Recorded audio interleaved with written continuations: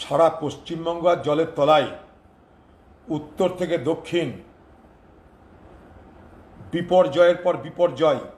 গোটা উত্তরবঙ্গ জলের তলায়। কলকাতায় এমন বৃষ্টি হচ্ছে, আপনাকে পশ্চিমবঙ্গে ছুটি ঘোষণা করতে হচ্ছে। আর তার মধ্যে আপনি কার্নিভাল পালন করছেন। এটা কার্নিভাল না ক্যানিভাল আমি জানি না, কিন্তু আপনি যে একটা নির্লজ্জ মুখ্যমন্ত্রী, পাষাণ মুখ্যমন্ত্রী,